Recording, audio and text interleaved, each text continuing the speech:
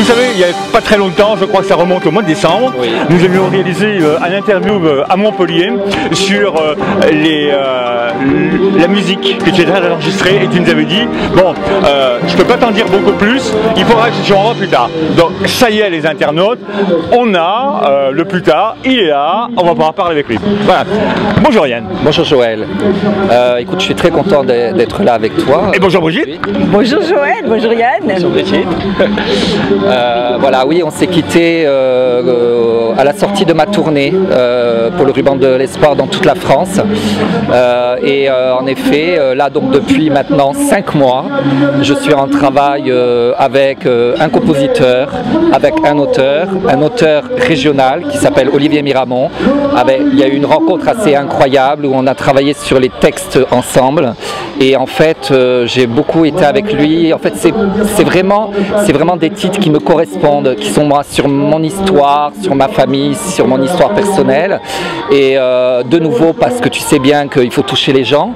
Donc, on a mis l'émotion, on a mis le côté funky, on a mis le côté pop variété française. Je pense que voilà, aujourd'hui, j'ouvre, comme je te le disais, j'avais décidé d'ouvrir l'horizon. Une voix de contre-ténor est une voix vraiment d'opéra et de classique. J'ai déjà ouvert le jazz, la comédie musicale, les musiques de film, la chanson française, la world music. Et là maintenant, voilà, j'ai rencontré des gens assez incroyables, dont Olivier, donc Sébastien Didim, qui est le compositeur, alors là c'est un véritable coup de cœur pour moi parce que c'est un mélodiste.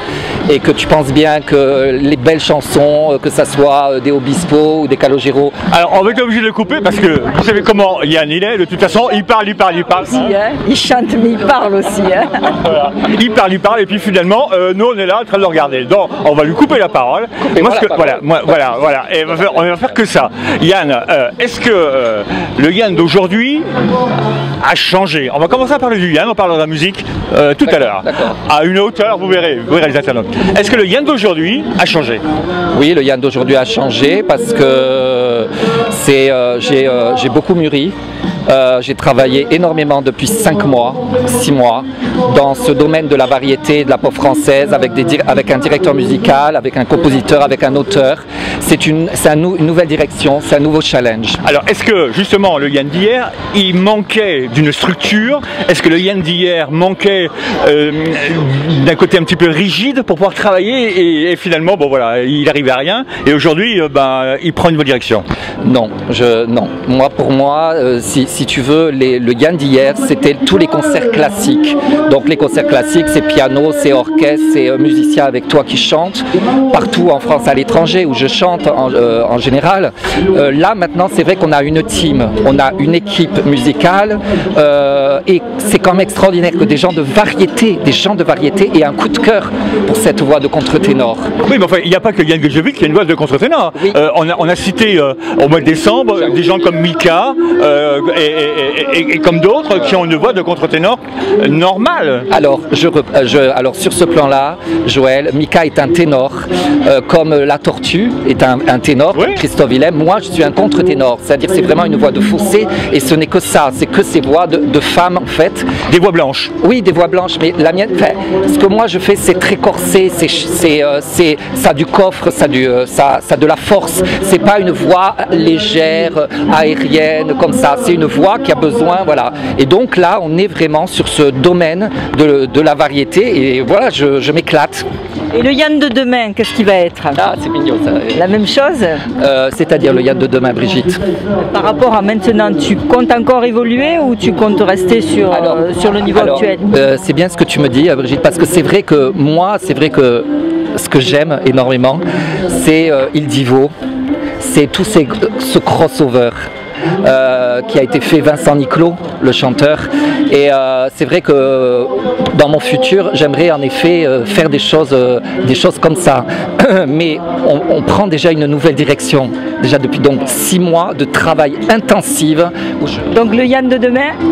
Le Yann de demain, Brigitte, c'est des titres enregistrés en studio, un clip, voilà, qui va être fait dans très peu de temps là. Je pars en tournée en Bretagne avec les médias qui m'accompagnent sur cette tournée, donc c'est fantastique. Alors je reviens à l'homme. est-ce que ce qui t'est arrivé, la prolongation de ta musique de l'année 2013, 2014 et 2015 font que tu es arrivé à une saturation et qu'il fallait passer à autre chose? Moi, ce que je vois tout simplement, Joël, c'est que c'est vrai que les jeunes ne vont pas à l'opéra, ne vont pas écouter de la musique classique. Ils vont écouter peut-être les jeunes, ils vont écouter Rihanna, ou ils vont écouter n'importe Vianney, n'importe quelle chanteuse, simplement parce qu'ils s'identifient aux chanteurs. Et la musique classique est très compliquée pour. C'est vraiment. Elle est réservée à un public d'élite. Mais bien sûr, elle est réservée à un public d'averti plutôt. Oui, bien sûr, d'averti. Et c'est ça la chose qui est formidable, c'est dans la musique classique, c'est que quand on fait des pubs, quand tu vois les pubs qui sont faites, on met beaucoup de musique classique et donc les jeunes et tout le monde se dit ah oui, je me rappelle, c'était cette musique-là, ouais, c'était sympa et tout ça, je me rappelle de ça. Maintenant, moi, mon public que j'ai maintenant depuis 5 ans, parce que tu sais bien que je tourne énormément, beaucoup, c'est quand même des gens de 18 ou de 17 à 50 ans. Et c'est fantastique parce que comme j'ouvre déjà tous les répertoires, que ça soit jazz, comédie musicale, musique de film, chansons françaises, tous ces répertoires, les gens ils me suivent et ils se régalent. J'ai toujours mon livre d'or avec moi à tous les concerts, je vous montrerai le livre d'or tout à l'heure, c'est extraordinaire. D'abord, je suis très heureux, je vis de ma passion, donc c'est fantastique et c'est vrai que depuis des années à Montpellier, je fais des concerts formidables, que je sois sur l'Esplanade de l'Europe, le Domaine d'eau où ça a été archi complet. Par rapport à ta musique, on a vu tout à l'heure que bon, il y avait un changement, mais ce changement, ça ne te permet pas non plus de laisser sur la touche les gens que tu avais avec toi au préalable. On est bien d'accord. Les gens vont continuer à te suivre parce qu'il y a l'homme et il y a la musique. Donc l'homme, Yann, c'est toujours Yann. On est bien d'accord. La musique, pour avoir écouté en exclusivité quelques morceaux, elle est assez nouvelle. Hein, on a des connotations, des couleurs de soul, de ballade. Oui. Oui. Ça, c'est tout à fait, mais tu as tout à fait raison, je t'écoute sur le... il se tient, Willy. Yann, il se tient, il a peur. Ah, dis oui à tout maintenant. Oui, c'est une connotation pop variété française, avec en effet, comme tu dis, soul, un peu de funk, des arrangements assez frais, avec cette voix. Et des instruments modernes, donc guitare, clavier, basse, oui. Parce que sur ton album qui va sortir, on va en parler un peu plus tard, tu as un ensemble, tu as des cordes, tu as un vrai orchestre. Oui, il va y avoir vraiment un ensemble donc instrumental et les musiciens modernes avec moi, plus évidemment le pianiste, le clavier, le compositeur. Ce sont des musiciens que tu connaissais au préalable ou non, ça a été vraiment une découverte et ce que je suis très content, Joël, c'est que c'est des artistes régionaux. D'accord, donc des gens du Languedoc. C'est ça, donc je suis très content. Olivier est de Frontignan, Sébastien est donc de Béziers, donc c'est vraiment bien, quoi. Je suis assez content. Voilà, Olivier a déjà fait des albums. Moi, comme je te disais, ce qui me touche beaucoup chez ce garçon, c'est sa plume. Ce qu'il écrit, c'est vraiment, voilà, il rentre dans ton personnage, dans ce que tu es. Voilà. Et Sébastien, vraiment, et d'ailleurs, Sébastien, depuis 4 ans, fait la White Beach.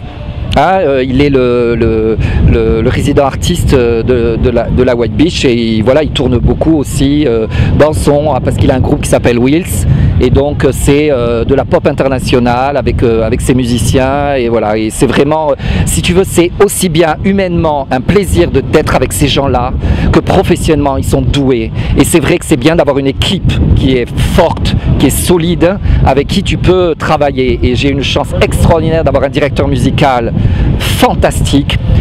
Voilà, c'est une chance formidable, c'est une nouvelle aventure, je suis très heureux. Alors qui c'est qui a choisi les couleurs de l'album? Alors les couleurs... En termes musicaux, je crois. Ouais, alors les couleurs de l'album, c'est Sébastien. C'est Sébastien. Ouais, c'est Sébastien qui a choisi les couleurs de l'album. Et tu penses bien que... Le producteur Le producteur, ouais. Mais vraiment le directeur vraiment musical, artistique, qui s'occupe de ça, qui en fait,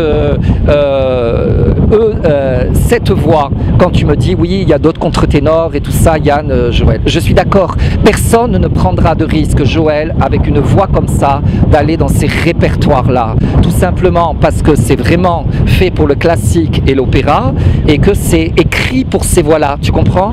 Et donc là, on arrive dans cette pop variété française avec donc des différents courants que tu viens d'exprimer je t'en remercie de ce que tu as dit, ça me touche beaucoup. Voilà, on va faire découvrir au grand public avec des choses qui sont